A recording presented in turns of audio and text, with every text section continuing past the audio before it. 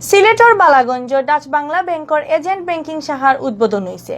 সোমবার বিয়ালে বালাগঞ্জ মদনমোহন মার্কেটের সামনের মাঠ উপলক্ষে এক অনুষ্ঠান করা হয়েছে। বালাগঞ্জ উপজেলা প্রেস ক্লাবের সভাপতি রজত চন্দ্র দাস বুলনের পরিচালনায় অনুষ্ঠানের প্রধান অতিথি আসলা ব্যাংকের রিজিওনাল ম্যানেজার বিশ্বজিৎ দেবনাথ। ব্যাংকের বালাগঞ্জ শাখার এজেন্ট আলিম মোবাইল গ্যালারির উদ্যোগে আয়োজিত উদ্বোধনী অনুষ্ঠানে সভাপতিত্ব করছেন আজমান আলী জুয়েলে। অনুষ্ঠানে বিশেষ অতিথি আসলা গোয়ালাবাজার ডাচ বাংলা ব্যাংকের ম্যানেজার মোহাম্মদ গুলাম আজাদ, মোবাইল ব্যাংকিংয়ের regional manager Mohammad Abdur Razzak, compliance manager Mohammad Farid Ahmed, Balaganj Sadar ইউনিয়নের চেয়ারম্যান মোহাম্মদ আব্দুল মুনিম, বুয়ালজুর ইউনিয়নের আগর চেয়ারম্যান মোহাম্মদ আব্দুল নূর, ডাচ বাংলা ব্যাংকের area manager Sukesh Ranjan Talukdar, senior sales manager Mohammad Rafiqul Islam, sales manager Srinath Bhattacharya.